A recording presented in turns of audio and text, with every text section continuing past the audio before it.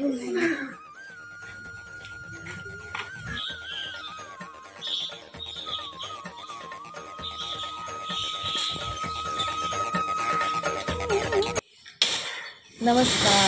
सर्वांना, शुभ सकाळ. तुमचं स्वागत आहे आपल्या आजच्या नवीन व्हिडिओमध्ये. तर बघा, सकाळची वेळ होती आणि आज म्हणजे माझं गुरुचरित्राचं पारायण सुरू आहे. तुम्हाला सर्वांना माहीतच आहे. आणि आज आपला शेवटचा म्हणजे 7वा दिवस आहे आणि आज मी देवाला फुले काढून घेते. तर हा व्हिडिओ तुम्ही कुठेही स्किप करू नका, कारण मी आज आहे ना पूर्ण गुरुचरित्र पारायणचं आपलं आहे त्याची पूर्ण सांगता उद्यापन आहे. पूर्ण तयारी मी आज करणार आहे. जर कोणी चरित्राचं पारायण केलं असेल तर तुमच्यासाठीही म्हणजे माहिती मिळू शकते पारायण कसं उद्यापन करायचं किंवा काय. तर त्यासाठी तुम्ही हा व्हिडिओ अगदी शेवटपर्यंत पहा, कुठेही स्किप करू नका. तर बघा, झाडाची छान अशी फुलं काढून घेतल्यात आणि झाड तुम्हाला सर्वांना माहिती आपल्या दारामध्ये आहे. तर भरपूर सारी आज फुलं आली होती, तर फुलं काढून घेतली. चला आता आपण ही फुलं देवाला अर्पण करणार आहोत. तर अशी काय आहे आपली पूजेची मांडणी. आणि सर्वात अगोदर पूजा सुरू करण्या अगोदर तर आपला अखंड दिवा तर असतोच, त्याचबरोबर आपल्याला अगरबत्ती लावून घ्यायची आणि आता ही फुलं आपण देवाच्या चरणी व्हायची. तर त्या अगोदर रांगोळी काढायची राहिली होती. माझं सकाळीच वाचन झालं होतं, पण काय होतं सकाळ मग गडबडीमध्ये रांगोळी वगैरे काढत बसलं जास्त वेळ, तर मग तो वाचायला कमी वेळ घेतो आणि मग तो जो शुभ मुहूर्त आहे आपला ब्रह्मांड मुहूर्त आहे तो निघून जातो आणि त्याच्यामध्ये जास्त वेळ जातो. त्यामुळे मी रांगोळी वगैरे नंतर शेवटी काढत असते.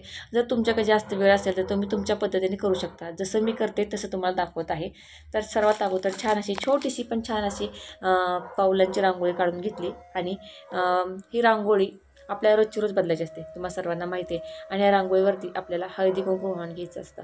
आणि गुरुचरित्राचं पारायण करताना बघा, आपल्याला बरेचसे नियम अटी असतात, ते सर्व आपण पाळून हे करतो. आणि किती विघ्न येतात, ज्यांनी कोणी केलं असेल किंवा कोणाला चालू असेल त्यांना माहिती आहे की सुरुवातीला किती अडीअडचणी येतात आणि स्वामी आपली किती परीक्षा पाहतात, दत्तगुरु परीक्षा पाहतात. त्यातून आपण अगदी जेव्हा पारायण पूर्ण होतं तेव्हा मनाला अगदी खूप छान वाटतं आणि अगदी वेगळा तो क्षण असतो. तो आज आज मी अनुभवला आहे. ते तुमच्यावर मी उद्या व्हिडिओमध्ये शेअर करणारच आहे. तर त्यासाठी व्हिडिओ अगदी शेवटपर्यंत पहा. तर बघा, आपली रांगोळ्या झाली, दिव्याला पण काढून झाली आणि ग्रंथाला पण काढून झाली. आता त्याला हळदी कुंकू वाहून घेतलं. रांगोळींना समयची पण आपण रोज पूजा करायची, हळदी कुंकू वाहून घ्यायचं, नमस्कार करायचा. आता स्वामींना फूल ठेवून घेते, कारण की हे फूल काय होतं की अगदी दाबून मागं ठेवायचं म्हणजे ते पडत नाही.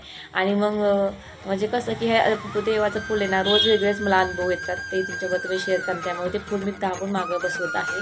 आणि त्याचबरोबर तरी फुलं आपल्याला रोजची रोज बदलायची असतात आणि पूजा आपल्याला रोज हलवायची नसते.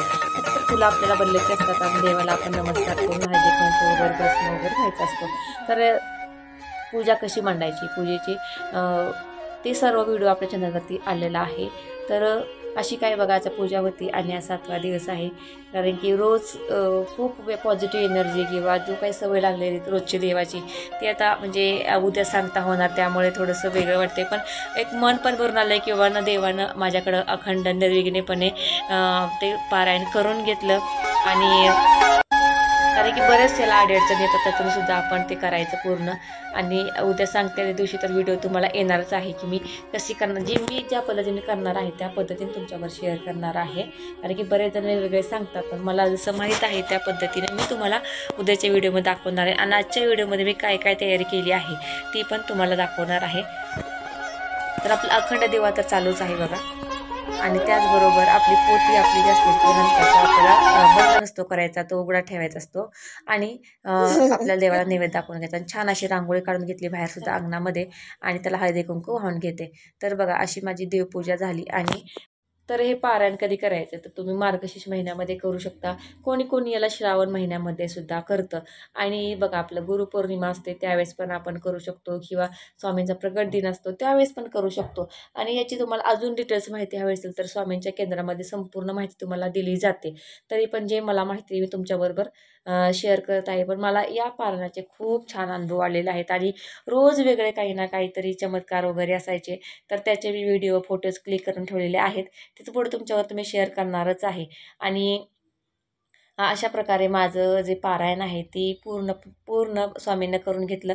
बघा, आपण मनभावे करा, श्रद्धेनं करा, स्वामी महाराज दत्त महाराज ते आपल्याकडनं पूर्ण करून घेतात. पण अगोदर खूप आपल्याला मनामध्ये शंका असते की बाबांनो मग उद्यापन कसं करायचं, किंवा मग त्याला आपल्याला जोडपं मिळेल का, ब्राह्मण आपल्या घरी येईल का, बऱ्याचशा गोष्टी मनामध्ये येतात, शंका येतात. माझ्याही मनामध्ये सुरुवातीला त्या शंका यायच्या. तर मग मी पण म्हटलं चला बघूयात, जसं होईल तसं करूयात. स्वामी महाराजांच्या, दत्त महाराजांच्या जर मनामध्ये असेल तर ते घडवून आणतील, नाहीतर जसं होईल तसं करायचं, पण पारायण करायचं. त्यामुळे बघा सगळ्या गोष्टी शक्य झाल्यात मला. मी आत्ताच आलेले आहेत, तर मला ब्राह्मण काकांशी पण बोलणं झालेलं आहे.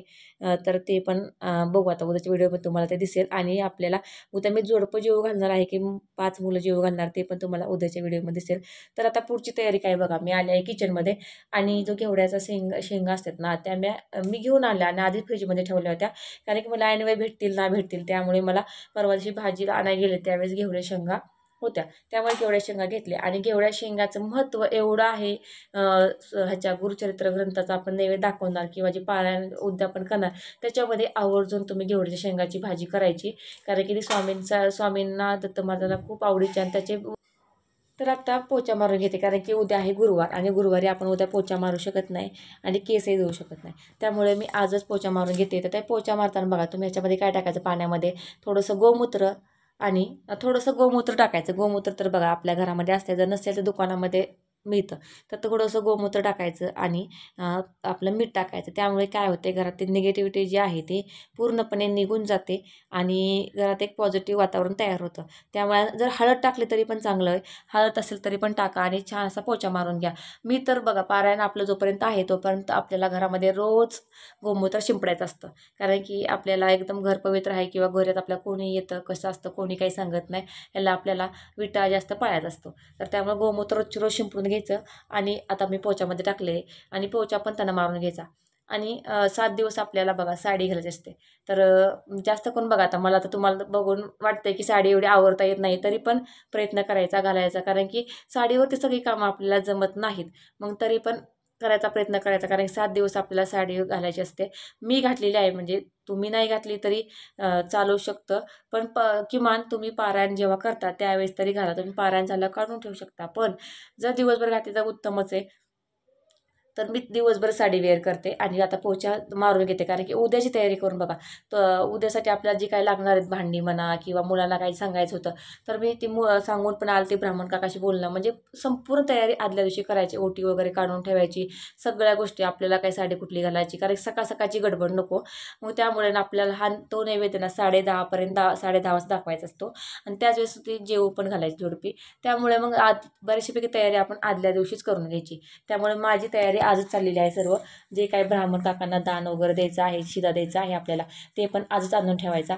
आणि भाज्या वगैरे मसाला वगैरे जे काय आहे ते तुम्ही आजच करून ठेवायचं. आपल्याला त्या ब्राह्मण काकांना शिदा द्यायला लागतो, आणि ब्राह्मण जोडपा असेल तर आपल्याला त्यांना ओटी वगैरे भरायची असते. तर त्या गोष्टी मग ऐनवेळेस गडबड होते आणि आपण एकटा असतो. आणि ह्या वेळेस बघा की आपण दुसऱ्या मदतीला कोणालाही बोलवायचं नसतं असं म्हणतात, म्हणून आपण आदल्या दिवशी सर्व तयारी करायची. आणि म्हणजे दुसऱ्याची आपली गडबड होणार नाही. आणि बघा सकाळ सकाळची मुलांची शाळेची पण घाई असते, आपल्या कामाची घाई असते. त्यामुळे आणि उद्या पण लवकर उठणार आहे मी तरी, कारण की 10:30ला घालायचं म्हणल्यावर मला लवकरच नेहमीप्रमाणे 4 वाजता उठावं लागेल, आणि पुरणपोळीचा स्वयंपाक करायचा आहे. त्यामुळे तो लवकर उठायला लागणार आणि एकटीला करायचा आहे. तर तो पण व्हिडिओ तुमच्यावर मी उद्या शेअर करणार आहे, की झटपट पुरणपोळीचा स्वयंपाक किंवा बिना कांदा लसूणचा आपल्याला स्वयंपाक करायचा आहे.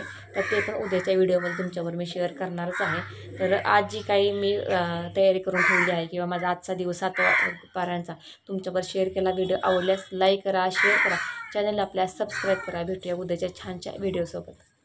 आणि उद्याचा आपला उद्यापनाचा व्हिडिओ पाहायला विसरू नका. श्री स्वामी समर्थ.